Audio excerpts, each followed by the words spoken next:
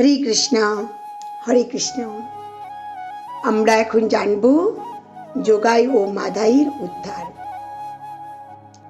আমাদের শ্রীমান নিত্যানন্দ প্রভু ও শ্রীল হরিদাস ঠাকুর নগরীর পথ দিয়ে হেঁটে যাচ্ছেন।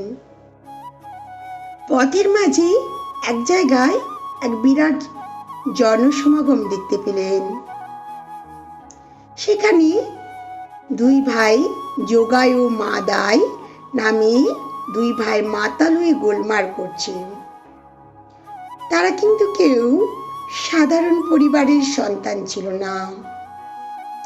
তারা সম্ভ্রান্ত পরিবারে জন্মগ্রহণ করেছিলেন, কিন্তু অসৎ সঙ্গ, অসৎ খাদ্য, কুখাদ্য, পরস্ত্রী গমন, ডাকাতি করা, এই সমস্ত পাপ কর্ম তাদের জীবনকে প্রধান করে তুলেছিল।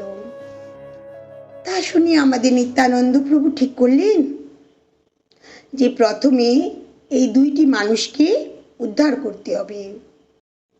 তাই পাপ পঙ্কিল জীবন থেকে যদি এদের রক্ষা করা যায়, তাহলে শ্রী চৈতন্য মহাপ্রভুর মহিমা আরো বেশি করে প্রচারিত হবে।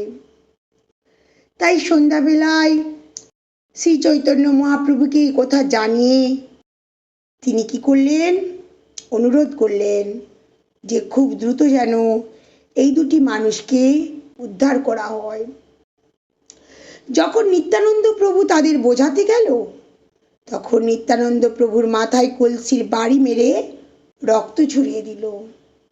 তাও নিত্যানন্দ প্রভু কিছুই বললেন না।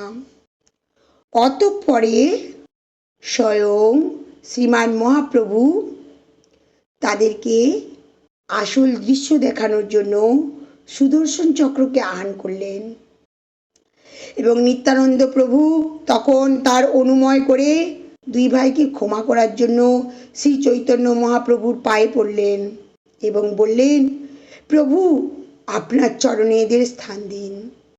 বাকি জীবনটা এরা সমস্ত পাপ কর্ম বর্জন করে আপনার চরণতলে আশ্রয় নেবেন। এইভাবে মহাপাপী যোগাই ও মাধাই শ্রী চৈতন্য মহাপ্রভু নিত্যানন্দ প্রভুর কৃপায় উদ্ধার লাভ করল। রাধে রাধে, রাধে রাধে।